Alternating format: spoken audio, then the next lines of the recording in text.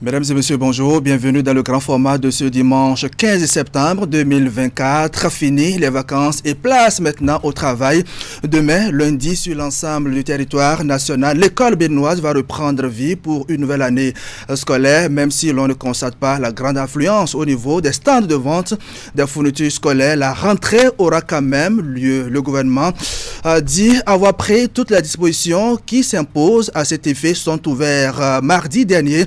Les travaux de la première session extraordinaire de l'année 2024 de la Commission nationale de concertation, de consultation et de négociation collective au gouvernement central et confédération syndicale, alors que peut-on retenir des discussions du côté des partenaires sociaux? Quels sont les préalables pour une bonne rentrée scolaire?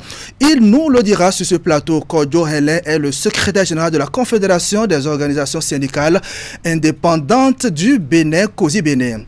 Depuis quelques semaines, l'alerte a été donnée dans le département du Bogo, dans 3 arrondissements de Pereret. La peste porcine a été détectée, une maladie virale contagieuse qui touche les porcs domestiques et sauvages. Pour comprendre les contours justement de cette maladie, le docteur Vital Baguidi sera avec nous sur ce plateau. Il est médecin vétérinaire et avec lui, nous parlerons également des journées vétérinaires au Bénin. La revue de presse hebdomadaire de Asiongbo Kanyi, Asiongbo Actu sur le net de Florence Bossou sont également au rendez-vous, sans oublier bien entendu Claude Alofa qui sera avec nous. C'est notre invité média pour le décryptage de l'actualité nationale. Mesdames et messieurs, merci de nous préférer pour vous informer. Voici le grand format chez vous.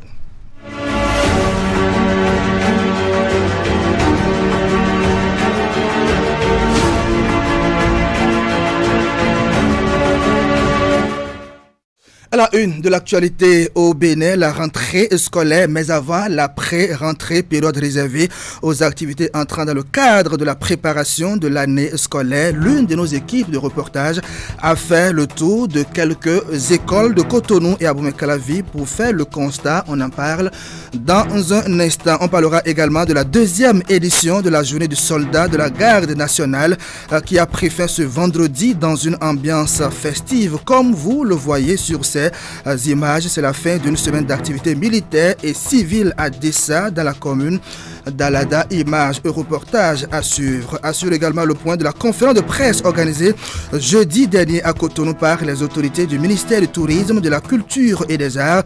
Il a été présenté aux professionnels des médias l'organisation de l'exposé Révélation Art contemporain du Bénin qui aura lieu du 4 octobre 2024 au 5 janvier 2025. C'est à Paris en France. Le point de l'actualité, c'est le point de départ du grand format. On commence avec cette information. La rentrée scolaire 2024-2025, c'est demain 16 septembre donc 2024. Et donc cette semaine qui s'achève était réservée à la pré-rentrée, une période dédiée aux activités entrant justement dans le cadre de la préparation de la rentrée scolaire. L'une de nos équipes de reportage, conduite par Hugues Vignigbe, a fait le tour de quelques écoles ici à Cotonou et à Abomey-Calavi pour faire le constat. Voici le reportage. Dernier jour de la pré-rentrée scolaire. Dans cet établissement privé, les membres du corps administratif sont en pleine séance d'échange avec les vendeuses. Au menu, les règles d'hygiène à la cantine.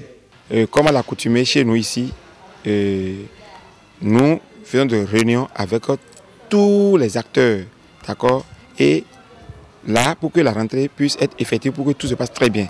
Vous savez, s'il n'y a pas d'hygiène, les enfants vont tomber malades. Et s'il n'y a pas la santé, on ne peut pas avoir les enfants pour travailler avec eux.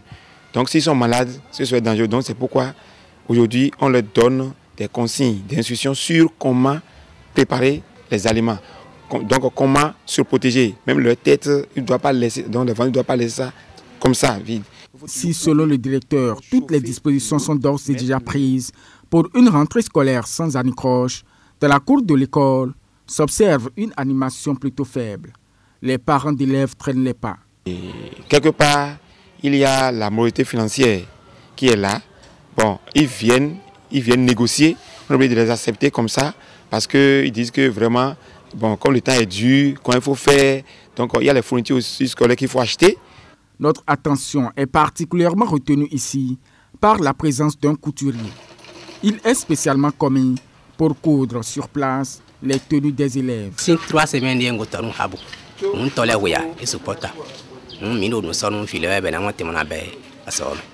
À quelques kilomètres de là, nous voici dans un autre complexe scolaire privé.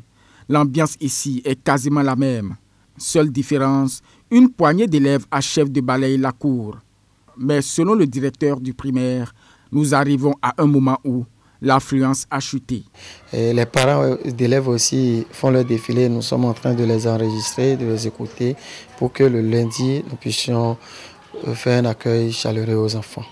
Donc, ils viennent avec les actes de naissance. Ceux qui doivent passer au test d'entrée, ils passent à ces tests-là pour voir la base sur laquelle nous voulons commencer avec eux. Dans cet établissement également, tout est fin prêt pour le démarrage de l'année scolaire 2024-2025.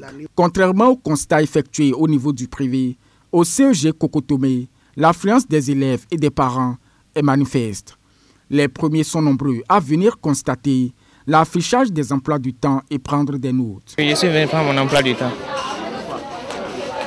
pour savoir ma classe et quelle série fait. Ce programme va nous permettre de savoir à quelle heure venir à l'école, à quelle heure repartir à la maison et quels cours nous allons faire. On peut déjà estimer le nombre à plus de 3000 élèves. On nous a envoyé cette année 1000 et quelques élèves en 6e. En dehors des emplois du temps des élèves et des enseignants, le tableau de bord de l'établissement est déjà établi. Les parents, quant à eux, font la queue au niveau de la direction pour les formalités de transfert et d'inscription.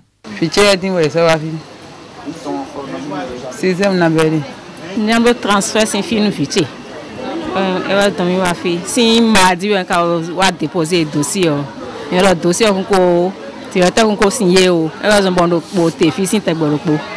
En dépit de l'animation qui prévaut ici, le directeur affiche son insatisfaction. Pour l'instant, c'est qu'on n'a pas encore l'affluence. Et c'est ce qu'on déplore. On a pris des dispositions pour que ça aille vite cette semaine, pour qu'on ne soit pas acculé la semaine prochaine, c'est-à-dire à partir de lundi. Mais le grand nombre n'est pas encore là. À 12h36, nous faisons notre entrée dans le complexe scolaire Ménontin Nord A et B. Dans cette école maternelle et primaire, c'est le calme plat malgré la présence de quelques autorités. Notre caméra a surpris cependant quelques enfants qui se livrent à un exercice de nettoyage. Si le lundi prochain est jour de rentrée scolaire, dans la plupart des établissements, les parents d'élèves continuent d'affluer pour les formalités administratives. Voilà donc pour la pré-rentrée. La rentrée même va démarrer demain lundi sur l'ensemble du territoire national. Je l'ai annoncé en titre, fin de la 2e édition de la journée du soldat de la garde républicaine. Le coup de filet final a été donné dans une ambiance festive ce vendredi à la caserne de Dessa. Donc c'est à Alada dans le département de l'Atlantique. C'est la fin d'une semaine d'activités militaires et civiles. Une cérémonie de clôture riche en animation et en distinction s'est déroulée à la caserne. Tout ceci en présence du ministre en charge de la Défense nationale. Reportage.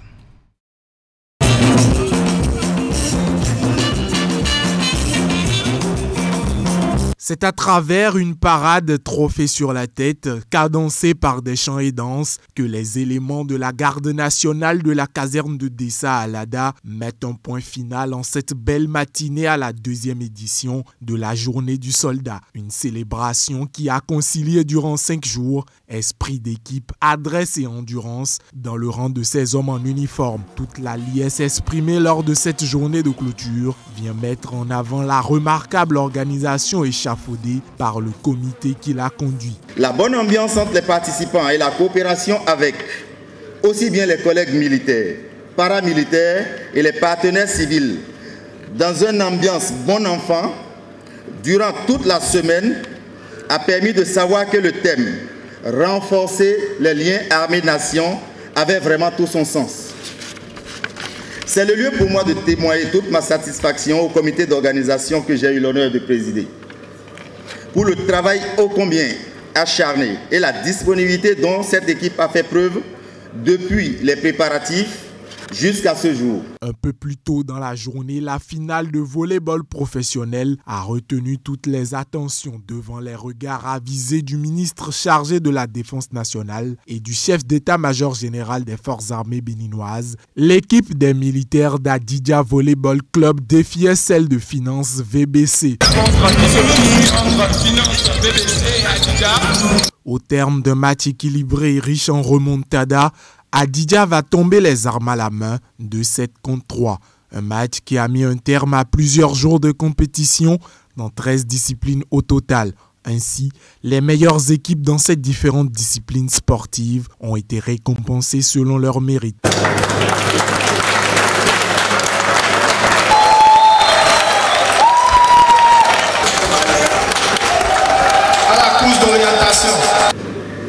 La journée du soldat est un moment privilégié de renforcement de la cohésion au sein de la troupe, de raffermissement de l'esprit de corps, de culture et de camaraderie à travers des loisirs sains, mais également de promotion des liens armée-nation, toutes choses qui sont indispensables à la maîtrise de notre environnement.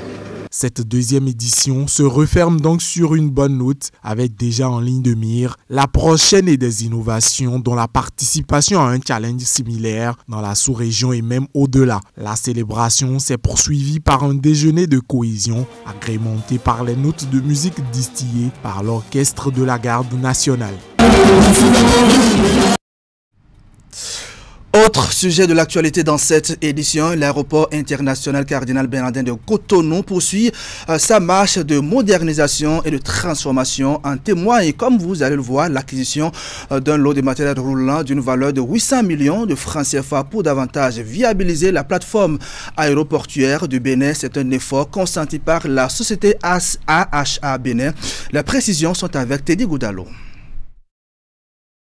Des équipements de dernière génération acquis au profit de l'aéroport international Cardinal Bernardin Ganti de Cotonou. Ceci détermine la volonté de la société Aviation Handline Service Bénin de moderniser et de transformer la plateforme aéroportuaire en République du Bénin. La société AHS Bénin vient de mettre en service à l'aéroport de Cotonou 2 véhicules Mercedes électriques pour le transport des passagers VIP.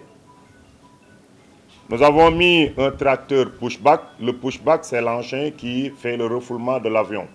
Nous avons aussi 2 tracteurs de remorque, chariot, bagages et palettes pour faciliter le transport des bagages des passagers de la zone de tri vers l'avion.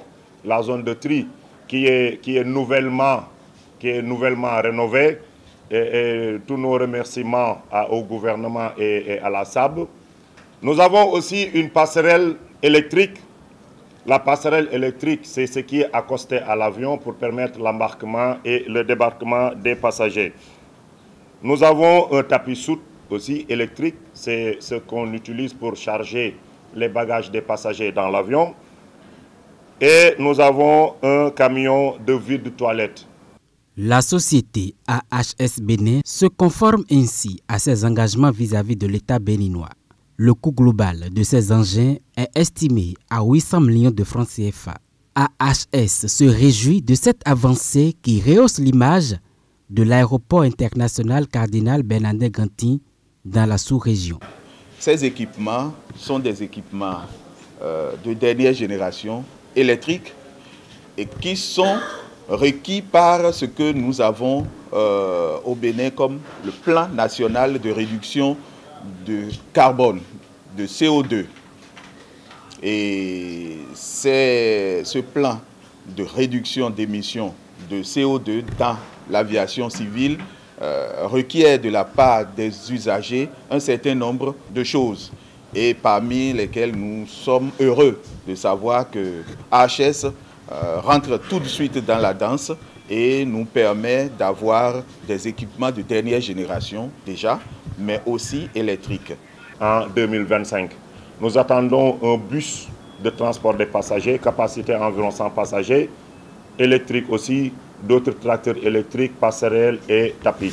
AHS Bénin accompagne activement le gouvernement dans le processus de modernisation de l'aéroport de Cotonou. La société est présente dans plusieurs pays d'Afrique et au Moyen-Orient. Toujours dans l'actualité, les dirigeants des petites et moyennes entreprises ont été outillés sur les risques professionnels liés à la sécurité et à la santé au travail. C'était à la faveur d'un atelier qui a pris fin jeudi dernier par la distribution de certificats aux participants. L'initiative est de l'Agence de développement des petites et moyennes entreprises. Reportage. 50 entrepreneurs et dirigeants de petites et moyennes entreprises ont pris part à cet atelier de sensibilisation sur les risques professionnels liés à la santé et à la sécurité au travail. Au terme des travaux, ils repartent outillés afin de mieux définir leurs conditions sécuritaires de réalisation du travail et leur productivité.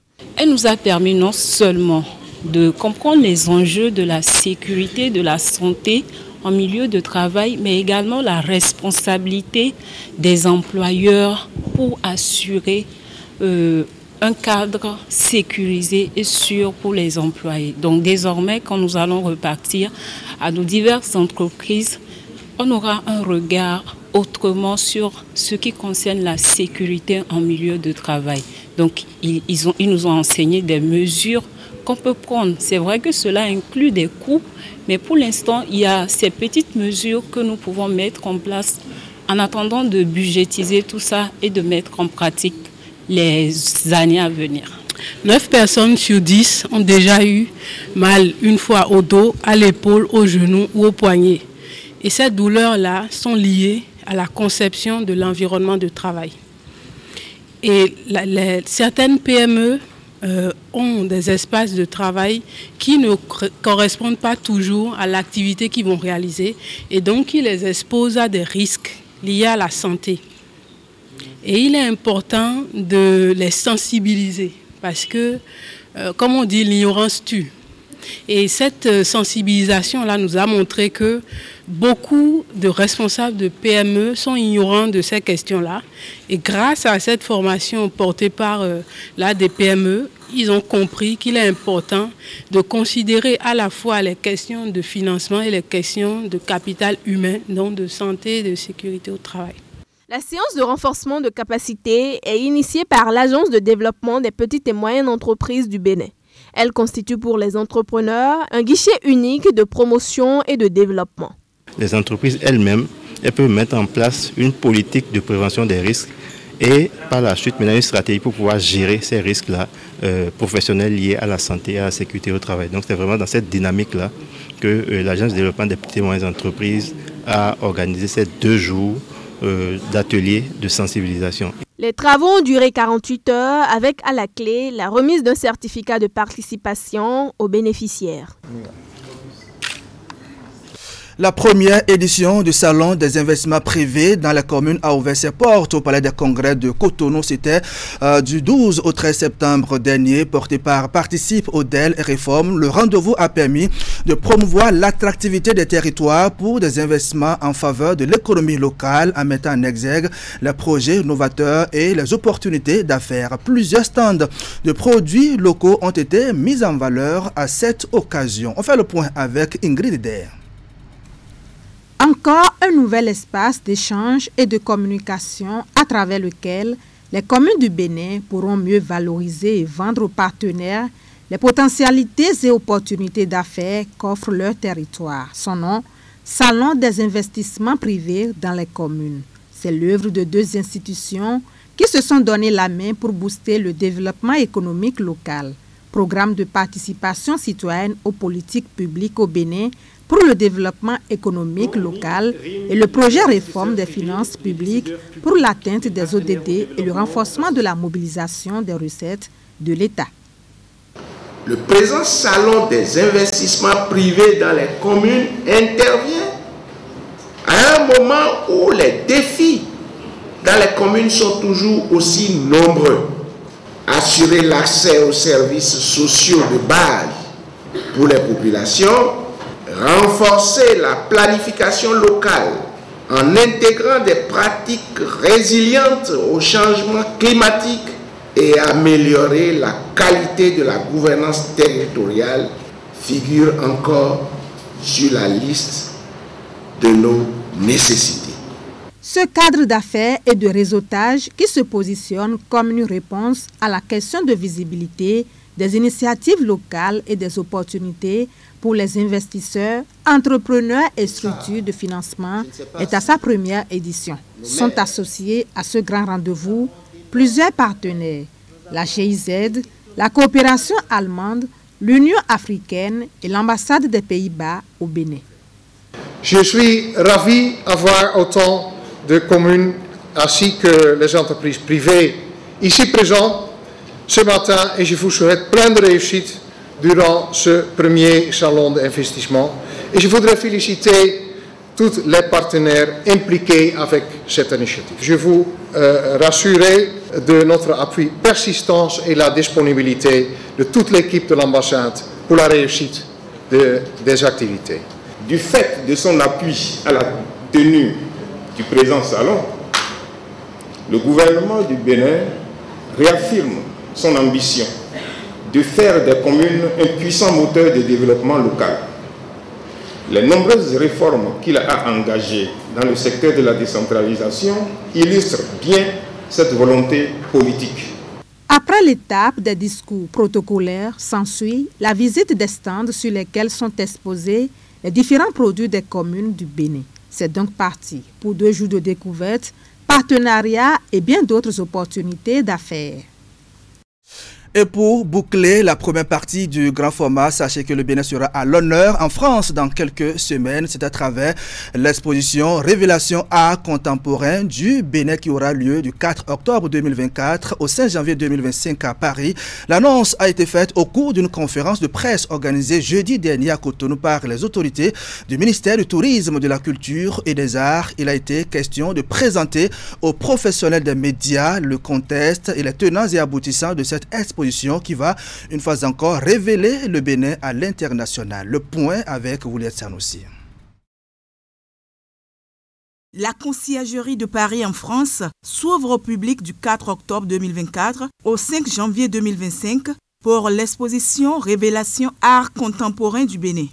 L'objectif du gouvernement est de mettre en lumière à l'échelle internationale la richesse culturelle et le génie artistique des créateurs béninois. C'est la première fois tout d'abord que nous réunissons autant d'artistes de la scène artistique contemporaine du Bénin en France. Il est bien vrai que nombre d'entre eux existent déjà et qui sont représentés par des galeries, représentés par des initiatives autres d'agents qui souhaitent promouvoir la création artistique béninoise. Mais c'est la première fois de notre histoire que nous réunissons 42 artistes et plus d'une centaine d'œuvres. On a 42 artistes, dont 5 femmes, qui donc vont révéler, célébrer la richesse, la vitalité de cette scène artistique contemporaine du Bénin. Après le succès de l'exposition publique triptyque Art du Bénin d'hier et d'aujourd'hui, de la restitution à la révélation qui a eu lieu à la présidence de la République, l'étape de Paris est la 3e étape de l'itinérance qui a commencé au Maroc.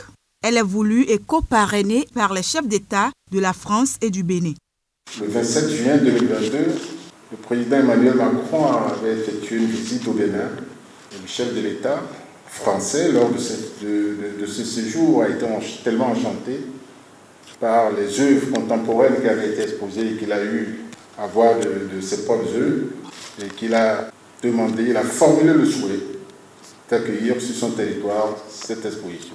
Donc, c'est sous son haut patronage que l'exposition Révélation Art Contemporain du Bénin va se tenir. Cette conférence de presse a également connu la présence de certains artistes sélectionnés pour l'exposition. Avec cette expo Révélation du Bénin, se dessinent des promesses d'inspiration nouvelle et d'innovation créative qui rendent hommage à la tradition tout en explorant les esthétiques contemporaines.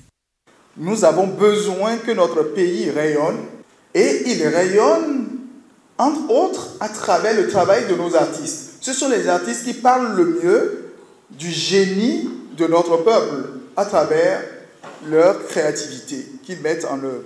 L'ADAC, son rôle dans cette opération a consisté a travaillé de concert avec le Centre des Monuments Nationaux de France pour justement assurer la production de cette exposition. L'exposition Révélation Art contemporain du Bénin s'inscrit également dans le cadre du sommet de la francophonie qui démarre en octobre prochain. Et l'exposition du Bénin y occupe une place de choix. C'était donc le dernier sujet du point de l'actualité. Mesdames et messieurs, restez avec nous dans un court instant. Le plateau invité. Premier sujet à aborder la rentrée scolaire prévue pour demain lundi. On va revenir sur les discussions entre le gouvernement et ses partenaires sociaux et voir les points de satisfaction et d'insatisfaction. Kodjo Hélène nous rejoint dans un instant. Il est le secrétaire général de la Confédération des organisations syndicales indépendantes du Bénin, COSI Bénin. Mais avant, voici Actu sur le net. Réalisation Florence Boussa.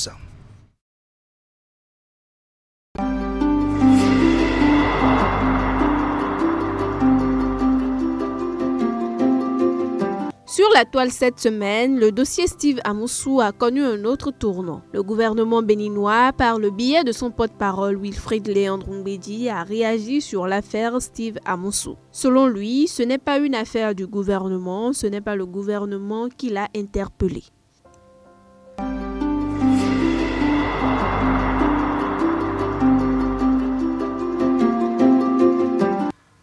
L'autre sujet qui a occupé les internautes cette semaine, c'est le retrait de l'Union islamique du Bénin du cadre de concertation des confessions religieuses du Bénin. Selon le communiqué du président du Creuset, Assifatou Ali Mohamed, le retrait intervient après une réflexion approfondie et motivée par des raisons de connivence, de vocation et de principe.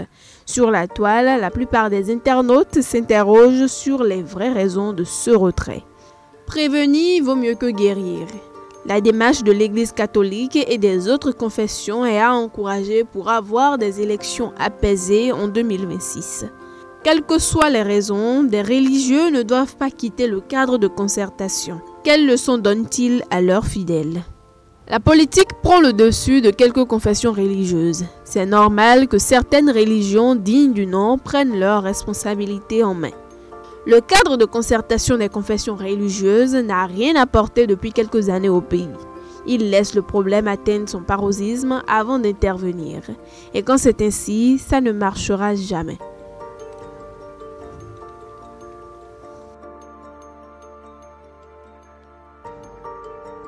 Le 9e Forum sino-africain s'est tenu du 4 au 6 septembre à Pékin. Cette réunion a mis l'accent sur les technologies vertes, les infrastructures et l'économie numérique avec une promesse d'aide financière de 50 milliards de dollars de la part de la Chine pour le continent. Plusieurs internautes s'interrogent sur le bien fondé de cette rencontre. À quand la fin du film où le continent le plus riche fait la courbette à ceux qui l'exploitent? À quand la fin du misérabilisme? Comment comprendre qu'un continent qui détient 70% des ressources minières du monde ait à prendre part à des sommets entre lui et un seul État qui promet de l'aide avec 50 milliards de dollars à partager entre 53 États? Pourquoi l'hôpital se moque de la charité? Pourquoi l'Afrique est-elle tombée si bas? Il est temps que les Africains s'organisent afin de se rendre désirables et ainsi organiser des sommets sur le continent où c'est aux autres dirigeants de se déplacer pour nous convoiter. L'Afrique doit parler d'une seule voix sur la scène internationale pour peser de tout son poids sur le marché du monde. Les États africains doivent plaider pour des partenariats gagnant-gagnant dans des secteurs stratégiques comme l'agriculture, l'industrialisation et les énergies renouvelables. Il est crucial d'imposer des conditions de transparence dans les appels d'offres et d'encourager un partage effectif du savoir-faire via des transferts de technologies robustes.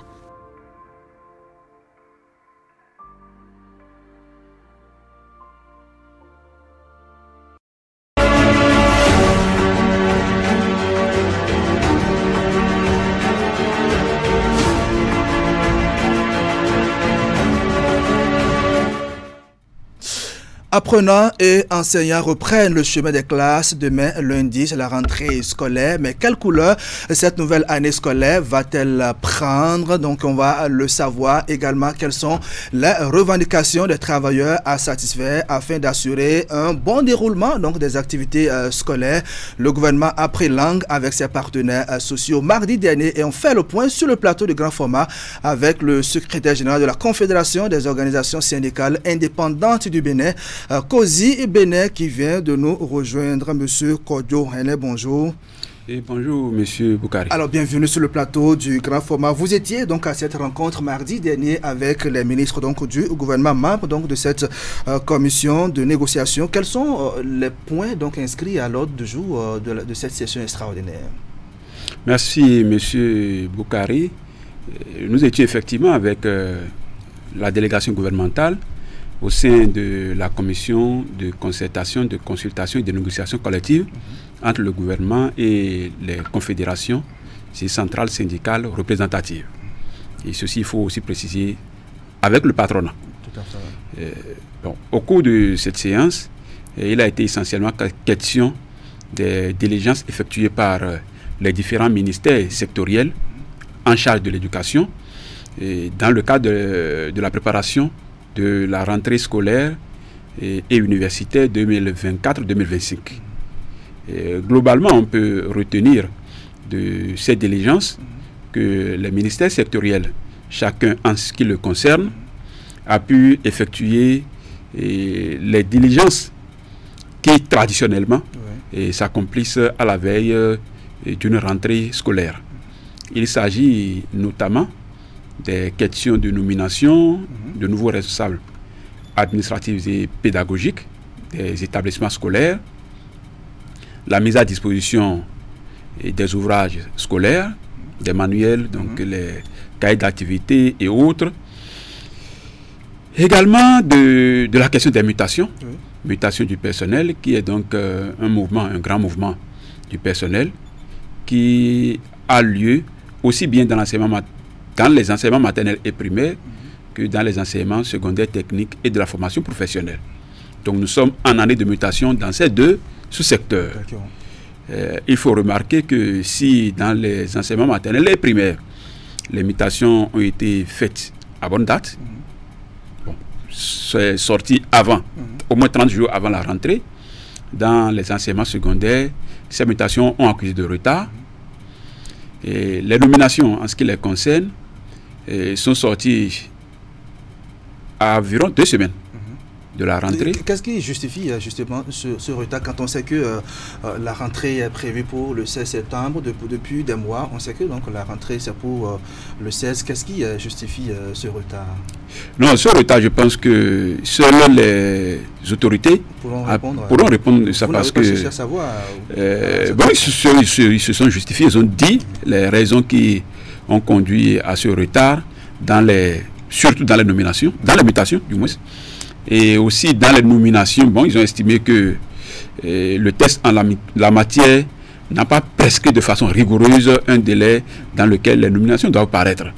Mais nous trouvons que les nominations étant également des mouvements du personnel, il faut quand même les opérer dans la même période que les mutations. Et quand les mutations sont faites de façon, on va dire, un peu tardive, quelles conséquences cela pourrait avoir sur le déroulement des activités scolaires? Et nous pensons que de toute évidence, un enseignant qui, depuis peut-être 5 ans, 6 ans ou 10 ans, est en service à Parakou, où il est établi, et à environ 2 semaines de la rentrée, ou à moins de 2 semaines de la rentrée, vient de constater que les mutations lui font obligation de prendre service à Kétou, et pour donc poursuivre sa carrière enseignante, il y a forcément des difficultés par rapport d'abord à son déplacement, à sa mise en condition et surtout au déplacement de sa famille pour rejoindre son nouveau poste. Ça, c'est évident et tout ceci appelle des moyens à mobiliser. Et nous savons tous que, même si on ne peut pas dire du coup que l'enseignant est le tout dernier de la République, il n'y a quand même pas les moyens stockés quelque part qu'il peut aller chercher pour venir louer de maisons, déplacer sa famille, et déplacer... Donc, bref, ça va constituer un peu de difficultés, forcément, au démarrage, dès le premier jour des cours dans toutes les classes. Parce que les gens ne pourront vraiment pas se déplacer comme cela se doit. Quelles sont les revendications, on va dire, ou les doléances portées par la COSI Bénin? Oui, la COSI Bénin est porteuse d'un certain nombre de doléances qu'elle a eu à faire connaître au gouvernement depuis un bon moment. Et entre autres doléances, nous avons le problème de reversement des AME que la COSI porte, comme toutes les autres confédérations d'ailleurs. Et à cette doléance, le gouvernement a répondu, ou avait répondu, en décembre 2022, si je ne me trompe pas, par une décision du Conseil des ministres qui décide, ou bien une décision, oui, qui s'engage à procéder au reversement des collègues AME qui constituent, quoi qu'on dise, le bras armé du système aujourd'hui. Parce qu'ils sont les plus nombreux, ils sont les plus... c'est dans leur rang qu'il y a de plus jeunes enseignants. Parce que, quoi qu'on dise, il y a beaucoup d'anciens qui ont déjà totalisé plus de 15 ans de pratique enseignante, mais qui n'ont pas eu la chance de devenir agents de l'État. Donc, parmi eux, au moment qu'il y a de très anciens, il y a quand même beaucoup de jeunes aussi qui ont beaucoup plus d'énergie, beaucoup plus de vigueur pour booster le système éducatif. Et donc, nous attendons de tous nos voeux que le gouvernement puisse procéder à l'effectivité de ce reversement. Mais jusque-là, nous continuons d'attendre. Et une fois encore, nous demandons au gouvernement de faire diligence afin que... Est-ce que cette doléance a été portée à la connaissance du gouvernement mardi dernier à la faveur de ces travaux? Oui, au cours de ces travaux, on a abordé cette doléance où les ministres qui représentaient le gouvernement à cette assise se sont expliqués comme quoi il y a des évaluations qui sont encore en cours au niveau du ministère des Finances, parce qu'il y aurait plusieurs scénarios envisageables qu'ils ont donc soumis à l'examen, à l'évaluation d'impact financier au niveau du ministère de l'économie et des finances, afin que le gouvernement et particulièrement son chef puisse décider de ce qu'il y a lieu de faire en ce qui concerne donc la tenue de cette promesse faite par le chef de l'État aux collègues AME à la suite donc de la doléance portée par les organisations syndicales. D'accord. Et puis, oui, allez-y. Aussi, sur le chapitre des AME, un débat peut-être sur lequel nous n'avons pas pu nous entendre à la séance, c'est la charge horaire hebdomadaire des collègues AME, du secondaire particulièrement, qui est un peu hors la loi, parce qu'un arrêté pris par le ministère des enseignements secondaires en novembre 2019 a bien précisé la masse horaire qu'un AME, selon sa catégorie, doit exécuter par semaine. Et depuis lors, nous avons constaté que cet arrêté n'a jamais été respecté, où le quota horaire des AME est toujours au-delà de celui prescrit par cet arrêté. Et nous avons demandé que le gouvernement puisse revoir la copie à ce niveau pour que force puisse rester à la loi. C'est de ça qu'il s'agit. Il ne s'agit pas d'autre chose. L'arrêté a dit, voilà ce qu'il faut faire, il faut qu'on le fasse pour que chacun puisse rouler dans son couloir. Autre doléance, c'est pêle-mêle la question des 4 années de contrat à durée déterminée que le gouvernement a signé avec les contractuels des promotions 2014-2016. Nous avons pu nous rendre compte que le décret portant régime juridique d'emploi des contractuels de l'État n'a pas prévu de contrat à durée déterminée pour un agent recruté pour exercer un emploi permanent. Et que ça aurait dû être un contrat à durée indéterminée dès le début, parce que le texte n'a pas prévu qu'on fasse 2 contrats à durée indéterminée avant de passer au contrat indéterminé pour un agent qui veut exercer, qui est appelé à exercer un emploi permanent. Et donc, si l'intéressé est appelé à exercer un emploi permanent, c'est que dès son recrutement, on lui fait un contrat à durée indéterminée. C'est ce que le texte a dit et qui n'est pas respecté. Là aussi, nous appelons le ministère en charge de la fonction publique et les ministères sectoriels, surtout enseignement maternel et primaire et secondaire, à revoir ensemble la copie pour que les collègues soient établis dans leurs droits.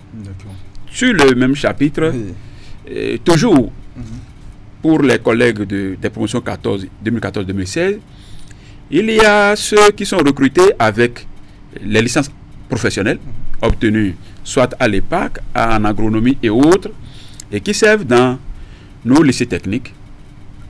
La loi 2015-18, tout comme le décret 2015-373, ont prévu la licence professionnelle comme équivalent de la maîtrise académique. Ce qui fait que dans le jargon de la fonction publique, la maîtrise académique est classée en catégorie A, échelle 3. Mais paradoxalement, pour ces collègues dont le diplôme de recrutement est équivalent à la maîtrise académique, ils sont classés dans une catégorie inférieure, catégorie B, échelle 1. Ce qui est, du point de vue de la COSI Bénin, viole les dispositions des tests, où nous appelons les différents ministères en charge de ces situations à revoir la copie. Nous sommes disposés à travailler avec eux pour qu'on puisse entendre sur ce qu'il y a lieu de faire. Mais nous trouvons que si les tests prescrivent quelque chose expressivement, c'est qu'il faut qu'on les fasse pour faire avancer. Donc c'est un peu les quelques-unes de nos revendications, sans oublier que depuis bientôt 1 an, la COSI Bénin demande à ce que les primes de rentrée des enseignants qui sont mensualisées, aucun enseignant n'est d'accord avec. Parce que c'est des primes qui permettent aux enseignants de se mettre en condition pour démarrer à chaque rentrée scolaire. Et donc les mensualiser, d'une certaine manière, ça dénature la philosophie à l'origine même de ces primes de rentrée qui ont connu leur existence à partir du président Kérékou et après son retour en 1996 avec le ministre Léonard Didjoko Padonou. Et c'est institué pour aider les enseignants à préparer la rentrée. Et donc, mensualiser, c'est que c'est dénaturer même le fond, l'essence de ces primes. D'accord. Alors, depuis quelques années, on n'entend plus parler de boycott de la rentrée. Il n'y a plus de perturbation donc de l'année scolaire, même les 10 jours accordés aux syndicalistes pour faire la grève en cas de mécontentement ne sont pas exploités. Que se passe-t-il? Est-ce que le gouvernement du Patrice Talon est si généreux avec vous et avec les travailleurs? Que se passe-t-il, Léger? Merci, M. Boukari. Je pense que cette question a sa réponse. Et lorsque nous analysons, nous examinons un tout petit peu l'évolution de l'histoire syndicale, aussi bien dans notre pays que partout dans le monde. Le mouvement syndical, comme toute vie, connaît des moments de faiblesse et des moments de force. Sous le régime de la révolution du PRPB, le syndicat il n'y avait même pas possibilité d'avoir 2 syndicats dans le pays. Le seul qui pouvait exister était membre du parti de la révolution populaire du Bénin. Mais c'est les mouvements de grève qui ont fait partie le régime de la révolution.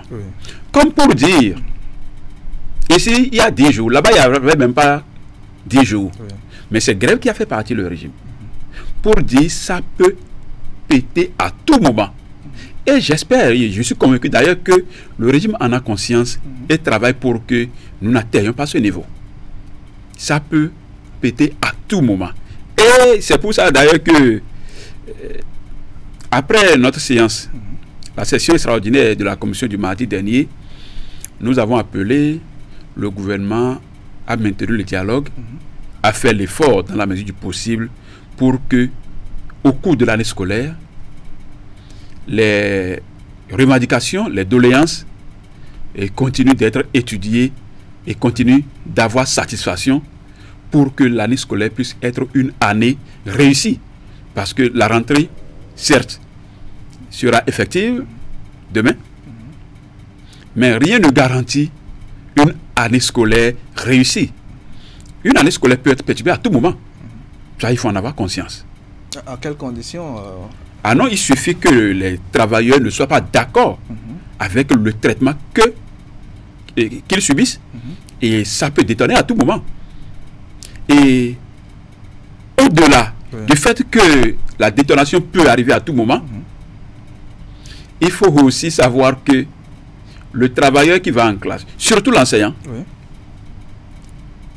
le cahier de l'apprenant peut être bien garni. Mais s'il n'a pas le cœur à l'œuvre pour se donner, l'enfant aura beau son cahier bien achalandé, mais il ne retiendra pas grand-chose. Et c'est souvent les directeurs d'école qui répondent en cas de mauvais résultat. Les directeurs d'école font les frais, non? Non, nous pensons également que ce n'est pas juste de faire payer l'état d'un système à un seul individu, futur directeur d'école ou pas. Parce que l'enfant qui va à l'examen, qui va au CEP, le CEP est préparé depuis qu'il était à la maternelle. Et quelqu'un a eu la charge de le présenter comme candidat. Et ce n'est pas juste de lui imputer systématiquement le mauvais résultat de ceux ou de ses enfants. C'est toute une chaîne. Et comme on le dit, la force d'une chaîne réside dans son maillon le plus faible. Si de la maternelle au CM2, il y a eu des endroits où ça n'a pas du tout marché, il ne faut pas s'attendre à ce que celui qui a pris l'enfant au CM2 fasse le miracle pour que l'enfant réussisse. Et ceci a une conséquence qui est importante à préciser ici, c'est que même dans les collèges et lycées publics, les chefs d'établissement ont commencé maintenant, bon, pas tous, certains ont commencé par faire du tri. Lorsque vous amenez votre enfant transféré régulièrement d'un autre établissement formel vers son établissement, lui dit, puisque l'enfant là doit être présenté comme candidat au BEPC ou au baccalauréat, que lui n'est pas prêt à le prendre. Parce que il sera jugé au résultat en fin d'année. Mais du coup, je prends un exemple. Un Zémidjan qui est dans Cotonou, qui a pu cotiser de l'argent pour s'acheter une parcelle à ses coûts, et qui a érigé une résidence. Il rejoint chez lui son enfant qui doit fréquenter, qui doit aller au baccalauréat, qui doit aller au BPC. Le chef d'établissement dit, moi je ne suis pas dedans, on doit me juger en fin d'année sur mes résultats, donc je ne suis pas prêt à prendre cet enfant. Ce qui peut conduire à une déperdition scolaire. Et ce n'est pas bien. Donc nous estimons même que cette façon d'imputer les résultats au chef d'établissement n'est pas très juste. N'est pas très juste. C'est tout un ensemble. Il y a les parents d'élèves, il y a même la rue qui éduque d'une certaine manière. Il y a l'exemple que les autorités donnent. Puisque depuis un moment, on a l'impression dans notre pays qu'on n'a pas besoin d'aller à l'école, d'avoir des diplômes pour avoir l'argent, pour avoir les honneurs, toute la considération de la République. Du coup, l'enfant qui est en classe, qui trouve que non, tout ce que le professeur raconte là n'est pas essentiel pour réussir. Il y a des raccourcis. Il y a des raccourcis plein pour s'en sortir. Pourquoi il vient raconter ça? Vous n'allez pas imputer ces mauvaises performances au directeur. C'est la société qui, en réalité, est responsable de cette mauvaise performance. Est-ce que les enseignants sont prêts pour demain? Et non, je pense que les enseignants, dans leur grande majorité, sont prêts à effectuer la rentrée parce que c'est une mission qu'ils ont acceptée, qu'ils accomplissent malgré toutes les difficultés qu'ils rencontrent sur leur parcours. Ils essaient quand même de s'acquitter avec foi et dévotion de cette mission qu'ils accomplissent. D'accord. Un mot de la COSI Bénin à l'endroit des travailleurs, notamment les acteurs du système éducatif. Merci. La COSI Bénin exhorte les travailleurs et particulièrement les enseignants au travail bien fait, à s'acquitter de la mission qui est la leur, qui est la nôtre, avec toute la conscience professionnelle exigée. Et également les invite à se tenir prêts pour défendre leurs intérêts, pour défendre les intérêts de l'école béninoise. Et quand on parle de l'école béninoise, c'est de l'avenir de la nation que nous parlons. Donc nous les invitons à se tenir prêts et dans la mesure ou dans les conditions qu'il faut pour se lever comme un seul homme pour défendre les intérêts qui sont les leurs et qui sont ceux de l'école béninoise. Merci à vous, Monsieur Kodjo Hélène, secrétaire général de la Confédération des organisations syndicales indépendantes du Bénin, COSI Bénin. On va dire bonne rentrée. Merci et pareil à vous et à tous les Béninois. Et puis très bonne journée à vous. Merci, merci. Mesdames et messieurs de l'éducation, on va parler santé à présent. Le docteur Vital Gbagidi nous rejoint dans quelques instants. La découverte de la peste porcine au Bénin est le sujet de notre entretien. Nous parlerons également des journées vétérinaires édition 2024. On va l'installer.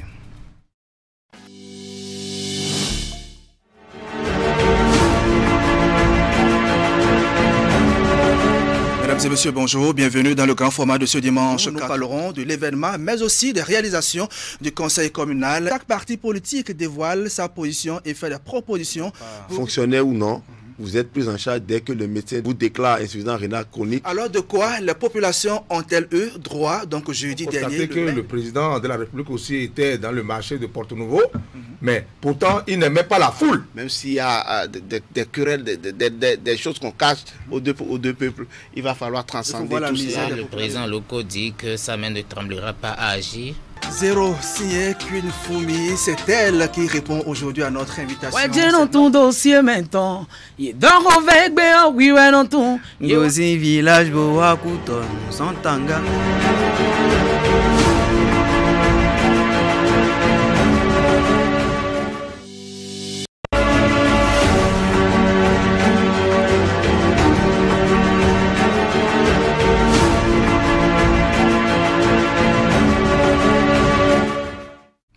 Le grand rendez-vous est fixé pour le jeudi 26 septembre 2024 au Palais des Congrès de Cotonou. Il s'agit de la journée des journées vétérinaires, donc placée sous le parrainage du ministre donc, de l'élevage et de la pêche. Alors, quelle est l'importance de cette célébration? Pour le savoir, nous avons sur ce plateau le docteur Vital Gbagidi. Il est médecin vétérinaire. Bonjour docteur. Bonjour. Alors, vous êtes également membre de l'Ordre national des médecins vétérinaires du Bénin. Bienvenue sur le plateau du grand format. Alors, des journées vétérinaires, pourquoi? Alors, les journées vétérinaires du Bénin, c'est d'abord pour faire la promotion de la profession vétérinaire au Bénin et faire connaître au grand public ce que le vétérinaire arrive à apporter à la communauté béninoise, aussi dans la sous-région qu'au plan international. Oui. Alors, ces journées vont nous amener à faire des communications sur des questions phares telles que le système One Health. Quelle est l'implication du vétérinaire dans le système One Health? Nous allons traiter des questions également de résistance aux antimicrobiens qu'on appelle la RAM. Et il y aura aussi des expositions. Il y aura des expositions pendant ces journées avec différents exposants. Et également, pendant cette journée-là, nous aurons un concours sur... un concours animalier, bien sûr, sur le chien de l'année et aussi le plus beau Goliath de l'année 2024. Le chien de l'année, c'est quoi? C'est le chien qui... bon, explique, ça veut dire quoi? Oui. Alors, le chien de l'année, en réalité, c'est le chien qui présente de meilleures performances, que ce soit sur le plan, en termes de comportement, en termes de beauté, en termes de traitement, comment son propriétaire arrive à l'entretenir. Donc, nous allons parler de ça. Également, pour le Goliath de l'année, le poulet Goliath de l'année, nous allons également parler de tous ces éléments également. Alors, vous demandez aux gens de faire venir leur chien au Palais des Congrès ou... Oui, nous avons déjà sur nos pages, nous avons déjà lancé le concours qui va terminer bientôt. Et donc, on invite les éleveurs et les propriétaires de chiens et les éleveurs de poulets à aller sur nos pages et à postuler en envoyant les images et en remplissant le formulaire d'inscription à ce concours-là. Alors, qui sont ces acteurs qui sont attendus à la célébration ou c'est un rendez-vous de vétérinaire simplement?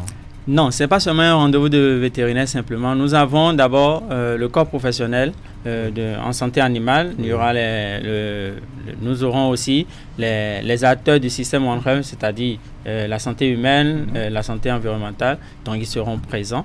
Donc nous avons également les autorités, bien sûr. Il y aura le grand public également. Nous allons les inviter à venir découvrir les potentialités dans le secteur vétérinaire. Quelle est aujourd'hui la situation en matière d'accès aux soins vétérinaires au Bénin? D'accord.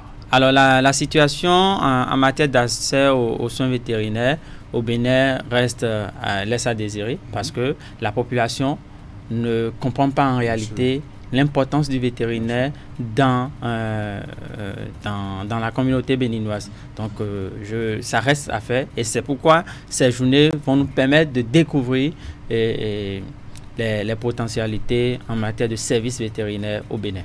On va dire le principe One Health, c'est quoi? Alors, le principe One Health, au fait, c'est ce principe qui amène les trois secteurs, c'est-à-dire la santé animale, la santé humaine et la santé environnementale à se réunir pour mettre en place une santé communautaire bien définie et plus efficace pour une seule santé pour la population. Et justement, quels sont, on va dire, les grands enjeux de la protection vétérinaire en lien avec cette approche, la biosécurité et les services vétérinaires du Bénin? Alors, les grandes approches de la profession vétérinaire en lien avec ces secteurs, c'est-à-dire quoi? Nous avons déjà les questions de zoonose. Oui. Donc, nous avons les maladies telles que la rage, la grippe aviaire, qui sont transmises de l'animal à l'homme. Et donc, le vétérinaire, si le vétérinaire arrive à bien jouer son rôle, nous arrivons à protéger les animaux, nous arrivons à apporter les soins nécessaires en termes de vaccination, en tout cas, et en termes de biosécurité. Cela nous facilite la tâche à la santé humaine de se sentir un peu plus à l'aise, ainsi que la santé environnementale. Et quelle est on va dire, l'interface qui existe dans la trilogie homme, animal et environnement? Alors, l'interface qui existe, c'est l'homme et les animaux, et qui ont en commun les questions de maladie. Oui. Donc, sur ces questions de maladie, l'homme agit et les animaux arrivent à transmettre des maladies à l'homme. Et pour concourir à cela, pour empêcher ces maladies-là, nous arrivons à traiter les animaux pour que la santé humaine soit en parfaite santé. Alors, d'autant plus que nous avons également les questions de biodiversité. Il y a la faune, les animaux de la faune. Donc, ces animaux-là, quand on les arrive à les soigner, les vétérinaires arrivent à soigner ces animaux. L'environnement, l'écosystème, bien sûr, est protégé et nous arrivons à garantir la santé communautaire. Alors, nous avons connu la COVID-19, ensuite on a parlé de variole de singe. Aujourd'hui, on parle de la peste porcine, donc africaine. Ces maladies sont d'origine animale. Alors, pourquoi? Alors, ces maladies sont d'origine animale parce que les porteurs, les réservoirs de ces maladies viennent des animaux. C'est ça. Viennent des animaux. Et donc, ce n'est qu'avec ça que je pourrais répondre à cette question-là. Et puis, le Bénin a découvert aussi la maladie. Donc, dans le Borgou, les précautions ont été prises. Il y a eu des recommandations. Éviter donc, la consommation de porc dans la zone. Est-ce que ces mesures sont suffisantes pour contrer le mal? Alors, déjà, on ne va pas interdire la consommation de la viande de porc. Oui, qu'est-ce qu'on peut faire? On va pas interdire la consommation de viande de porc, mais plutôt inviter les restaurateurs à bien traiter la viande. À très bien traiter la viande. À bien cuire. Oui. À bien cuire la viande. Et si c'est du braisé, qu'ils arrivent à bien braiser la viande. Et donc, ces éléments pourraient déjà... D'abord, c'est une maladie qui n'agit pas sur la santé de l'homme. Oui. Ça, c'est déjà la moindre des choses à garder. Et l'autre élément, c'est que c'est une maladie qui est d'origine hygiénique. Donc, lorsque la biosécurité n'est pas respectée, quand je parle de biosécurité, je parle des règles d'hygiène, je parle de la désinfection des locaux et tout. Donc, si ces éléments ne sont pas respectés chez les animaux, nous pouvons avoir facilement la peste porcine africaine. Et quels sont les signes qui doivent alerter normalement? Alors, les signes qui doivent alerter, dans de tels cas, nous avons la fièvre, nous avons les hémorragies cutanées et nous avons un taux de mortalité assez élevé, pouvant aller jusqu'à 100% de taux de mortalité. C'est-à-dire que si vous avez 100 sujets sur votre ferme, c'est que les 100 peuvent partir grâce à la peste porcine africaine. D'accord. Maintenant, et pour ceux qui ont des animaux à la maison, quelles précautions devraient-ils prendre, donc, surtout dans cette période? Alors, les précautions qu'il faut prendre, c'est déjà désinfecter régulièrement les locaux et traiter les animaux, les déparasiter et lorsqu'ils vont constater que leur sujet sent un peu, en tout cas le comportement de leur animal change, qu'ils alertent en même temps le vétérinaire de leur localité pour pouvoir prendre soin de leurs animaux. Vous l'avez dit, la maladie n'est pas, on va dire, dangereuse donc pour l'homme, mais sans doute elle peut avoir des conséquences économiques, surtout pour les acteurs de la filière. Bien sûr, parce que ça c'est une question d'insécurité alimentaire, parce que les consommateurs aujourd'hui, on constate au niveau des restaurants de porc que nous n'avions plus de clients, de consommateurs de cette viande-là. Donc on a et ces restaurateurs arrivent à comprendre l'enjeu et que la population, en tout cas la population qui consomme la viande de porc, puisse comprendre déjà que la viande de porc n'est pas, en fait, cette maladie-là n'est pas dangereuse pour la santé de l'homme. D'accord. Et pour ceux qui sont dans la filière, qu'est-ce qu'ils doivent faire? Parce que le marché a chuté. Comment faire donc pour remonter, on va dire, le business? Alors, pour remonter le business, c'est ce que nous allons faire, que les médias font déjà, c'est la sensibilisation. C'est la sensibilisation, informer la population que cette maladie n'est pas dangereuse et également que les éleveurs prennent les dispositions nécessaires en termes de biosécurité. D'accord. On va finir en 2-3 mots par rapport à la journée ou non aux journées qui vont démarrer le 26 septembre au 28 septembre au Palais de Congrès de Cotonou. Un mot à l'endroit de tous les acteurs qui sont concernés. Alors, à l'endroit, d'abord, je vais commencer par la population. D'accord. C'est la population, c'est d'abord pour la population qu'on organise cette journée. Tout à fait, oui. Et c'est les inviter à être au Palais des Congrès parce que nous avons même une séance de vaccination pour les animaux de compagnie, les chiens, les chats, les singes.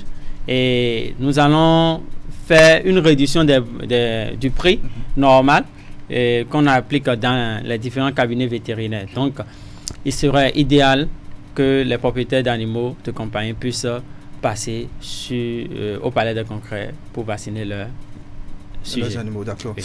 Merci à vous, Dr Vital Gbaguidi. Vous êtes médecin vétérinaire, membre de l'Ordre national des médecins vétérinaires du Bénin. Très bonne journée à vous. Pareil à vous. Mesdames et messieurs, voici à présent la revue de presse hebdomadaire de Achiongmo Kani. Achiongmo, vous le savez déjà, juste derrière, c'est l'invité média qui va s'installer ce dimanche. C'est Claude Alofa qui est avec nous. C'est le directeur de publication du quotidien L'Informateur. Voici la revue hebdo pour l'installer.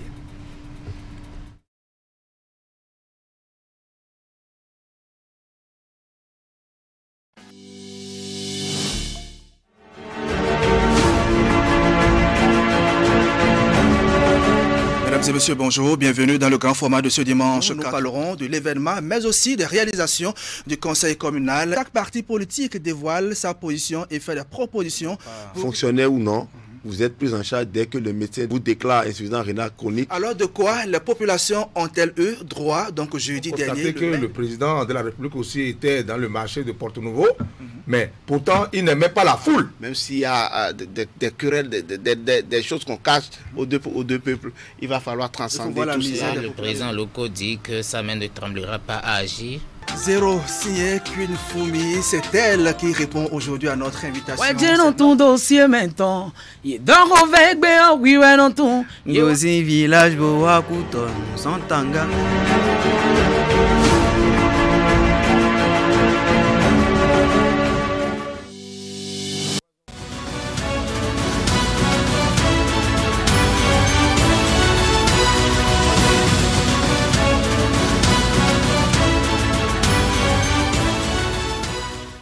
Bonjour à toutes, bonjour à tous. C'est la revue de presse hebdomadaire. Ce lundi, les élèves vont retrouver le chemin de l'école sur l'ensemble du territoire béninois. Et pour pallier un certain nombre de déficits, le gouvernement a pris des mesures dans le recrutement de nouveaux enseignants. La nation relatait alors que dès le premier jour de l'année scolaire 2024-2025, toutes les classes des écoles primaires publiques seront pourvues en enseignants. Le gouvernement est sur le point de tenir ce pari avec la décision prise en Conseil des ministres le mercredi 11 septembre. En fait, il était observé un déficit de 2431 enseignants dans ce sous-secteur pour que les besoins soient satisfaits. Il a donc été ordonné, lors de ces assises hebdomadaires de l'exécutif, de prélever cet effectif des aspirants au métier d'enseignant admis au test en octobre 2022 et qui sont inscrits dans la base de données qu'en fraternité titrait « Une classe, un enseignant ». Le gouvernement s'active. Le journal de rappeler ce qui avait cours par le passé quand on notait une cinquantaine d'écoliers dans une salle de classe sans enseignants. Cette sombre image, le gouvernement entend la bannir définitivement de l'enseignement.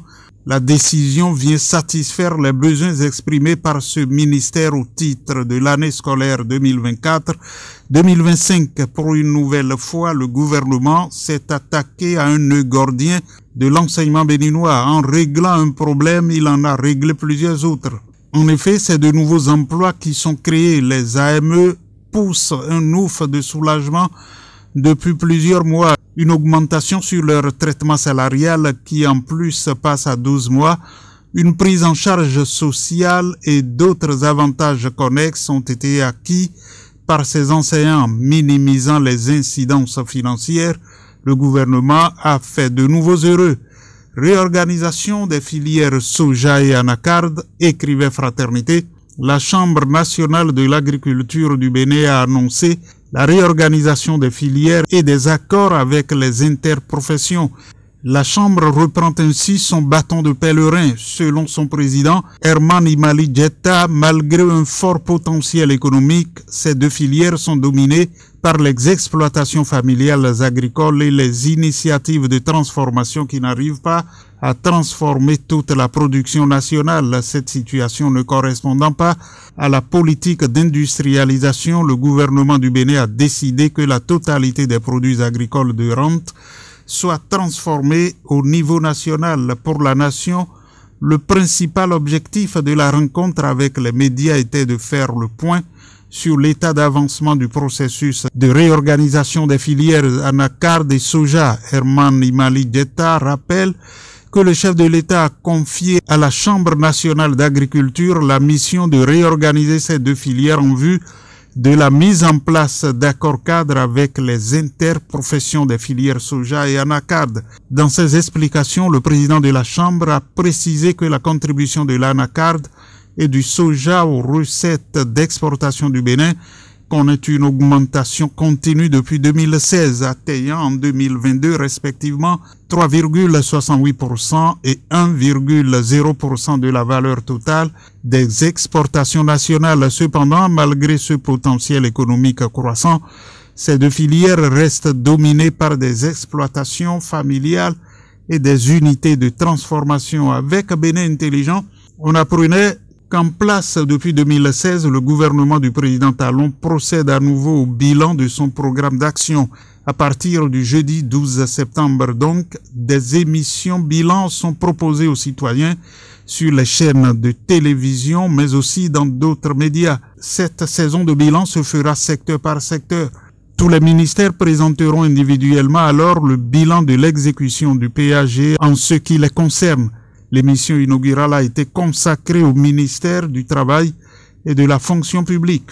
Troisième session extraordinaire de l'Assemblée nationale, Décryptage Info, le journal de notre époque et le potentiel informaient que Louis Vlavonou ouvre officiellement la session. Et à cette session extraordinaire, ajoutait l'autre quotidien, les députés examinent leur budget et règlement intérieur puis désignent les membres du Conseil économique et social.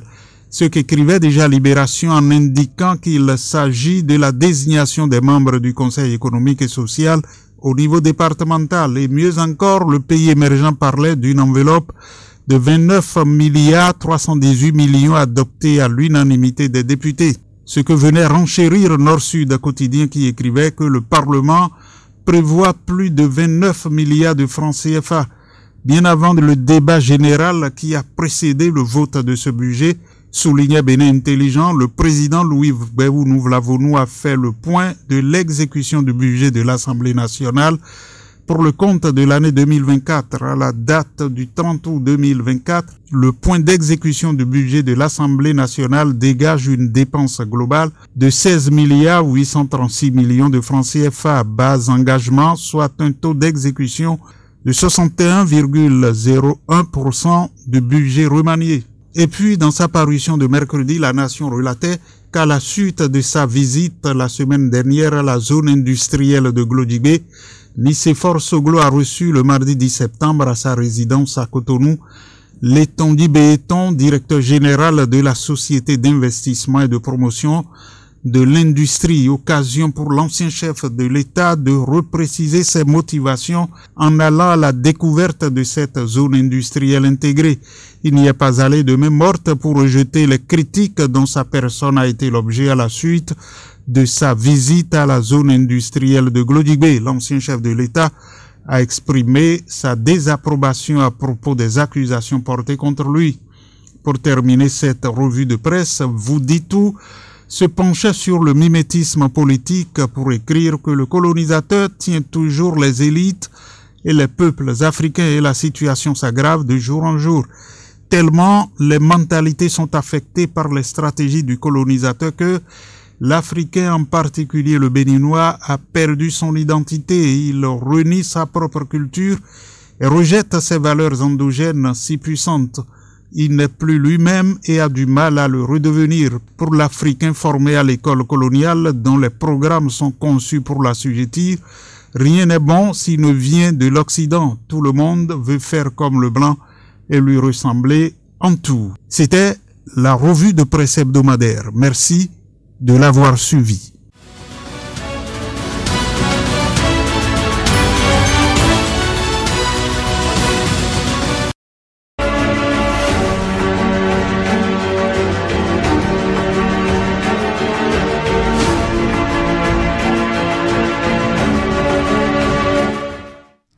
Revue de presse hebdomadaire de Asion Mokani à Siongbon que nous allons retrouver dimanche prochain à la même heure sur le plateau du grand format. Et justement en plateau, Claude Alofa, bonjour. Bonjour, directeur de publication du quotidien L'Informateur. Merci d'être au rendez-vous. On va commencer avec le retrait de l'Union islamique du Bénin du cadre de concertation des confessions religieuses. L'Informateur a donné la bonne information dans sa parution du mercredi et évoque les vraies raisons donc de ce retrait, Claude. Oui, nous parlons bien d'un cas de concertation des religions, et qui a commencé par tendre de plus en plus vers un peu plus de politique. Il faut comprendre que la raison principale, c'est vrai, évoquée, l'UIB parle plutôt de nécessité de se concentrer beaucoup plus sur des affaires pour lesquelles elle a été créée, et ce sont des affaires religieuses. Oui, cette intervention ou cette déclaration est faite 3 jours après que le cas de concertation a publié une demande au chef de l'État demandant, voulant bien sûr qu'on puisse revoir le code, une relecture du code électoral qui est plutôt de l'ordre des activités politiques. Alors, quand cela vient 3 jours seulement après, alors qu'on sait qu'un autre groupe religieux, le clergé béninois, avait déjà exigé à la place d'une demande, avait fait même une exigence au gouvernement de la relecture de ce code électoral. Je crois que cela a suscité beaucoup d'interventions. Il y a même eu des autorités religieuses, aussi musulmanes, qui ont dû prendre position, parce que dès que vous entrez en politique, chacun se réserve le droit de faire ce qu'il veut et de dire ce qu'il pense. Alors que l'Union islamique du Bénin veut garder l'unité donc de ses membres et rester attaché à ses activités. Donc, le plus gros problème, c'est le fait que le cadre de concertation prenne plutôt une tendance beaucoup plus politique. C'est vrai qu'en tant que religion, en tant qu'institution religieuse, elle s'occupe des hommes qui sont gérés par des autorités, des acteurs politiques. Et donc, elle peut avoir à intervenir, mais je crois que l'UIB ici est en train de fustiger le fait que cette intervention soit toujours visible et tende à prendre une position. Ouais, vous savez qu'au Bénin ici, le seul groupe politique, ou du moins c'est le plus en vue, qui est manifesté un refus, ou du moins un mécontentement face à ce code électoral, c'est bien le parti de l'opposition, les démocrates. Et donc, lorsque un groupe religieux commence par exprimer une position qui est très proche d'un seul regroupement politique, ce groupe religieux risque d'être confondu donc à ce regroupement politique. Je crois que l'UIB a vu juste. Et en décidant de sortir, je crois qu'il s'agit de mettre l'accent ou d'attirer l'attention du reste des confessions religieuses, des institutions religieuses de notre pays sur le danger qui guette donc toute la nation si il arrivait que les religions commençaient donc par faire des réclamations politiques. Alors, généralement, à la veille des élections, on constate des désaccords entre leaders religieux. Les élections, c'est dans un peu plus d'un an. Est-ce que cela ne vient pas porter un coup à la crédibilité, justement, de cette organisation qui, en principe, pouvait jouer un rôle primordial dans la médiation, dans le règlement des conflits au Bénin? Oui, vous le dites si bien. C'est normalement ce à quoi cela devait être réservé, une concertation, un cas de concertation des religions. C'est d'abord pour... On laisse travailler et on corrige après. On vient donner les leçons morales. Et tous ceux-là qui sont en politique sont aussi des membres de ces religions, et donc qu'ils soient musulmans ou qu'ils soient chrétiens ou autres, ils appartiennent donc à ce cadre-là, mais ils ont la possibilité de parler à leurs membres au niveau donc de leur confession et de leurs institutions religieuses, plutôt que de venir faire des déclarations publiques. Vous l'avez dit, à l'approche donc des élections, on a tendance à croire que chacun tire le drap de son côté, mais là ça devient un drame si les leaders religieux doivent aussi commencer déjà, alors que nous plaignons de ce que les acteurs politiques ne se mettent pas encore dans la bataille, et que ce sont déjà les religions qui commencent par le faire. Je crois que c'est un danger pour la paix, et on ne peut pas dire que c'est un risque à long terme à cette allure-là. Oui. Après ce retrait, nous avons appris, le président de l'Union islamique du Bénin a aussi démissionné. Que reste-t-il encore donc de ce cadre de concertation? Une coquille presque vide et qui doit se reconstituer, une coquille qui doit se recomposer rapidement en essayant donc d'annuler tout ce qui a été dit et d'expliquer peut-être ce qui a été fait, parce que ce qui est fait est déjà fait, mais il faut retourner voir ceux qui sont en train de partir, parce que selon la lecture qui est ici faite, ceux qui sont répartis sont ceux qui sont en train de faire bien. Et sinon, finalement, tout le monde partira. Et là, ce ne serait pas bien pour le Bénin, parce que l'existence de ce cadre de concertation était quand même une opportunité, puisqu'il ne s'agit plus de confessions spécifiques, il s'agit de tout le monde, quelles que soient donc les confessions réunies pour le bien, la paix au Bénin. Mais là, le cas de concertation, comme vous le disiez tout à l'heure, est en train de devenir une coquille vide.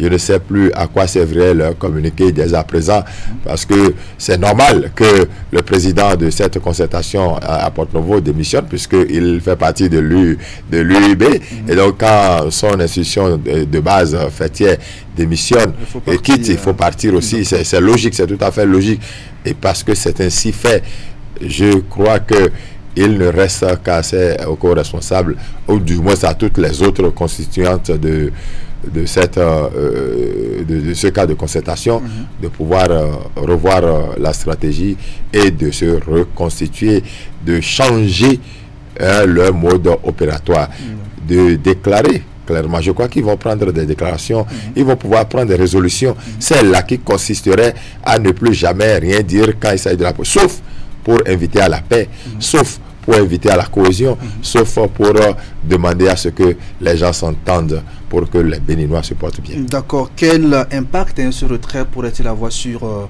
le dialogue interreligieux au Bénin? Oui, un gros impact parce que dès que ça se passe ainsi, c'est difficile de pouvoir parler. Et quand on en est arrivé là, vous voyez, c'est sûr que l'UIB a dû certainement tirer la sonnette d'alarme à plusieurs reprises et les autres ont certainement fermé les oreilles. Et quand ça se passe ainsi, c'est difficile pour la suite. Mais nos prières seraient que eux, étant donné qu'ils sont les leaders de la bonne moralité, de la paix, et qu'ils se revoient et qu'ils luttent pour la paix. Voyez-vous, lorsque les élections approchent et que nous avons de tels problèmes à l'entrée, même si nous sommes déjà encore à plusieurs mois, c'est difficile d'espérer ou de croire en ce que le Bénin demeure un pays de paix pour longtemps. Parce que ce sont ces institutions-là qui interviennent dans les coulisses et qui permettent donc à chacun de se calmer et de dire qu'après tout, nous constituons une seule nation. En tout cas, très bonne analyse faite par l'informateur, dont vous êtes le directeur de publication sur ce sujet. Autre sujet justement avec vous, mon cher Claude Alofa, l'obligation de déclaration de patrimoine pourrait être une réalité au Bénin selon les informations que nous avons dans les coulisses. Et déjà, votre journal nous donne quelques éléments qui sont ceux qui seront concernés par cette obligation.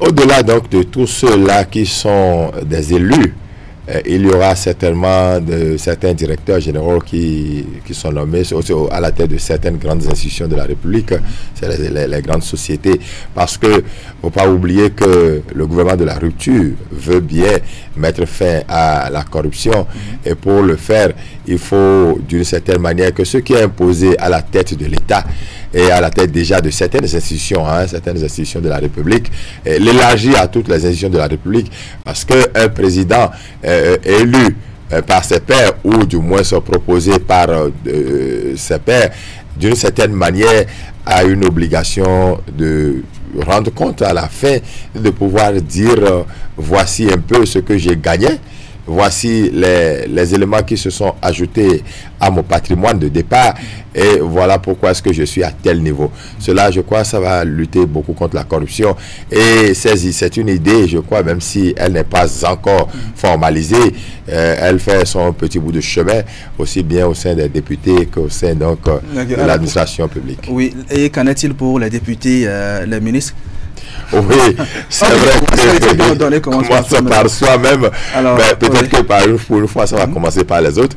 Parce que la déclaration se fait à l'entrée, donc quand vous entrez en fonction, vous faites la déclaration, tout à fait. Et puis à la sortie, ceux qui sont déjà en place, à quel moment ils vont faire la déclaration, comment ça va se passer? La loi n'a pas forcément rétroactive. On dira donc que dès que la loi sera prise, notre travail, c'est de pouvoir attirer l'attention. Il ne faut pas que ce soit seulement les directeurs généraux. Les députés également ils sont élus de la République, et ils doivent pouvoir faire des déclarations. Les ministres, il faut tout qu'on ait une idée donc du salaire. Donc, du salaire, et qu'on sache. C'est ça la bonne gouvernance. Tout à fait. Je crois que dans tout cela, le débat avant que nous faisons permettra quand même d'assainir un peu tout ce qui sera mis là-dedans. Peut-être que les députés qui devront le faire, ce ne seraient pas ceux-là qui vont vouloir que cela s'applique à eux directement. Et il faudra peut-être une autre pression, que la société civile se mêle de cela. Justement, la société civile l'a réclamé pendant longtemps. Pourquoi est-ce que c'est maintenant, après plus de 8 ans de gestion de pouvoir, c'est maintenant qu'on va qu'on va s'intéresser à la déclaration du patrimoine. Il faut commencer quand même. Il faut toujours commencer quelque part. Et puis, il ne faut pas oublier, lorsque vous prenez le pouvoir, on ne tape pas directement dans la fourmilière. Il faut y aller pas à pas. Parce qu'il faut assurer le second mandat lorsqu'on a fini le premier mandat et qu'on tend vers la fin du second mandat et que même autour de soi, les gens commencent à se libérer un peu. Alors, le chef lui-même peut se permettre de se libérer et pouvoir mettre sur pied un peu plus d'éléments de rigueur pour aider à un pays mieux gouverné. Je crois que c'est l'objectif du président Patrice Talon depuis qu'il est là, faire en sorte que le Bénin soit mieux gouverné, que les choses changent. D'abord quand il est là, mais aussi que le changement continue après lui. Est-ce qu'en 8 ans, les choses ont changé, Claude? Je crois que nous devons reconnaître qu'il y a une meilleure gestion. Oui, nous devons le reconnaître. À quel niveau? Presque à tous les niveaux. Voyez-vous, le simple fait que nous ayons beaucoup de déclarations de ceux-là qui touchent à l'argent public, c'est un moyen, c'est une manière de dire qu'on contrôle. Oui, ça, le contrôle, on n'aurait jamais su. Nous avons fait des années dans ce pays sans savoir ce qui se passait. Et c'est bien après que tout nous est tombé sur la tête. Mais ici, quand on fait 1 an, 2 ans, nous avons déjà la certitude que nous savons ce qui se passe là-dedans. Oui, la dématérialisation et donc l'informatisation à outrance très avancée dans l'administration publique est aussi un moyen, une méthode pour pouvoir donc éviter la corruption. Parce qu'il y a des choses qui ne s'effacent pas très vite. Et dès que cela est fait ainsi, vous êtes sûr que même si ceux qui sont là aujourd'hui ne payent pas parce que c'est eux qui sont là, ceux qui viendront après eux retrouveront les traces pour les faire payer. D'accord. On va parler maintenant de cette sortie de l'ancien président Nicéphore Dieudonné Soglo qui était sur le site de la GDIZ à Glodjigbe pour voir le travail qui s'y fait après donc quelques tours dans les unités industrielles. L'ancien président a pu constater que le Bénin change effectivement, comme vous le dites. L'économie béninoise est en pleine transformation. Claude, l'ancien président a fait des déclarations, vous l'avez suivi? Oui, celui-là que nous appelons affectueusement notre PP national. Oui, il a fait des déclarations. Je crois que nous devons reconnaître que l'infrastructure installée à Glodjigbe est une infrastructure qui honore le pays, mais qui développe également la nation. Lorsque vous allez dans les parages à 17h et que vous voyez tous ceux-là qui sortent, ces jeunes-là qui sortent, très enthousiasmés d'avoir servi la République jusqu'à 17h, vous avez la certitude que quelque chose bouge. Parfois, et dès que... je me suis surpris à me demander... Même si ils sont sous-employés, c'est d'avoir quelque chose évidemment, sous-employés, ce n'est pas évident, parce que lorsque vous y entrez, vous savez qu'ils sont occupés. Peut-être que ce n'est pas encore le haut débit du travail, mais dès que vous voyez, vous vous demandez, tout cela était au Bénin. C'est vrai qu'on parle de 12 millions de Béninois, mais quand vous sortez, vous allez à l'entrée d'un tel service, d'une telle infrastructure, vous voyez tous ceux qui sortent. Ça veut dire que d'une certaine manière, il y a un grand nombre de Béninois qui au moins se font quelque chose, qui mangent. Et c'est vrai, il n'y en a pas encore pour tous. Ce serait vraiment une erreur que de ne pas reconnaître que le pays avance, de ne pas reconnaître que l'économie du Bénin est en pleine transformation. Oui, tout le monde ne peut être satisfait au même moment. Oui, on aurait voulu que ce soit tel parti qui le fasse plutôt que tel autre. Mais quand c'est fait et c'est là pour nous tous. Je crois que la prière, et je loue à mon niveau l'acte de l'ancien président, parce que, voyez-vous, dès que ces jeunes-là voient entrer dans le centre, le président, l'ancien président, qui a aussi géré ce pays, et qui vient reconnaître que c'est une avancée, il aurait voulu le faire en son temps également. Mais il a fait ce qu'il pouvait faire en son temps. Il n'a pas pu faire ceci. Et ceci est fait maintenant. Permettant donc à des Béninois de pouvoir donc dire qu'ils ont du travail. Je crois que le passage du chef de l'ancien président à la GDZ, ça permet de dire au chef de l'État, c'est bon de le multiplier dans tous les départements. Je crois que si on pouvait le faire dans tous les départements, ça n'ira pas d'un coup de baguette, non, pas du tout.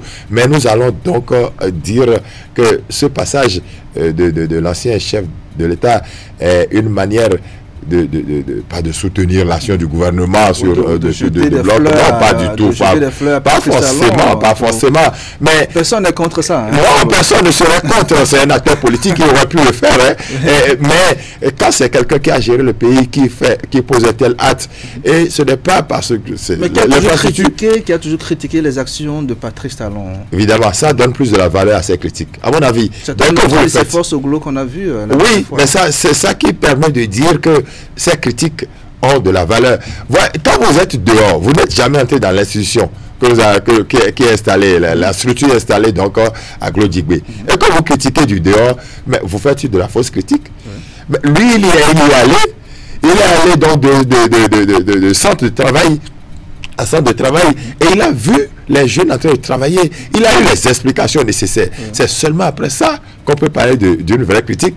Tout ce qui se faisait avant, c'était donc de la politique politicienne. Et je crois que même le parti politique est reconnu comme de l'opposition, ou les partis politiques reconnus comme de l'opposition, doivent faire ce geste-là. Et pour valider... Vous attendez la même démarche de la part de l'ancien président? Merci. Je crois que vous lisez bien dans mes pensées. Ce serait la meilleure manière de valider leur critique. Ce serait la meilleure manière de montrer qu'ils font de la critique réelle, de la critique qui n'est pas du bavardage simplement, parce que dès que vous ne dites pas, vous ne voyez pas, il faut aller constater que la route qui est tracée est une route mal tracée. Vous ne pouvez pas passer sur la route, vous ne passez même pas à côté de la route et vous dites qu'elle est mal tracée. Comment vous saurez qu'elle est mal tracée? Et tout ce qui est fait pour le Bénin. Si c'est mal fait, ça doit être corrigé. Et ça, leur travail, c'est d'aller constater que c'est mal fait et de dire on doit corriger à tel niveau. Leur travail n'est pas de dire il ne faut même pas du tout faire cela. Et alors, qu'on mette ces jeunes-là à la maison, tous ceux qui sortent là, qui sont heureux, qu'on leur dise d'aller rester à la maison. Je crois que il faut que tout le monde aille à l'école du président Nicéphore Dieudonné Soglo. C'est vrai, nous ne sommes pas tous des hommes politiques, nous ne sommes pas des acteurs politiques tous, mais quand on est acteur politique, il faut savoir faire de bonnes choses, il faut savoir poser de bons actes. Et à ce niveau-là de la vie nationale, je crois que le président Nicéphore Dieudonné Soglo, l'ancien président Nicéphore Dieudonné Soglo, n'est pas là pour pouvoir faire de la politique politicienne. Il est là. Quel clin d'œil ferait-il au président Patrice Talon, qui lui offrirait quoi? Un poste ministériel, vous voulez dire, ou quoi d'autre? Qu'est-ce que nous savons, Claude? C'est vrai aussi. C'est vrai aussi que les négociations... Dans tous les cas, on a quand même un intérêt quelque part à défendre... Évidemment. Mais ils ont fait d'autres déplacements. Il est allé... Notre PP est allé au Niger. Voyez-vous, c'est pour dire que oui, il est allé au Niger. Je crois qu'il faut que nous soyons un peu plus positifs, que nous voyons le bien qu'il y a. Et depuis un bon moment, quand même, les relations entre le Bénin et le Niger, pas encore l'ouverture des frontières, d'accord, ça s'améliore. Mais ça s'améliore. Et ça, c'est pour le bien de la nation. Et les remerciements donc du directeur de la CPI au président, à l'ancien président, c'est la preuve que c'est une image. Et je crois que, j'espère, que là-bas, à la GDZ, ils ont pris des images de l'ancien président et qu'ils peuvent aller vendre à l'extérieur, ils peuvent aller publier cela aux États-Unis, montrer que l'ancien président est venu et qu'il a dit que ce qui se fait est bien.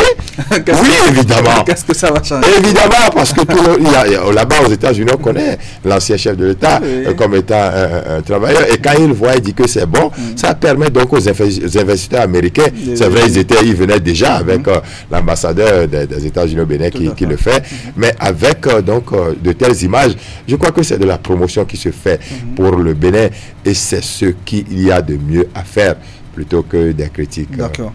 D'accord. Claude, on va finir avec une note de sport pour parler de la Coupe d'Afrique des Nations Maroc 2025. Le Bénin, l'échec du Bénin face au Nigeria, tout le monde était déçu. Mais je pense que cette fois-ci, nous avons eu de la consolation. Évidemment. Avec la victoire contre la Libye. L'espoir est permis pour la qualification au Maroc. Dès le départ, nous avions croisé le doigt pour notre pays. Nous avons croisé les doigts pour notre pays. Nous continuons de croiser les doigts pour le Bénin. Nous savons que nous n'avons pas une équipe qui irait gagner tous ces matchs. Ce n'est pas évident. Et surtout quand on se déplace dans un pays comme le Nigeria, où la population aime vraiment le football, avec la pression et autres, ce n'était pas évident.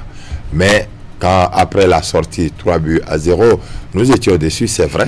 Mais nous avons reçu du baume au cœur avec cette victoire contre la Libye. Et nous disons, oui, nous ne sommes pas les derniers actuellement. Il y a des équipes qui ont fait 2 matchs nuls et que nous allons croiser bientôt. Et là encore, nous rêvons de pouvoir les battre. Nous croyons que nous avons les capacités de battre.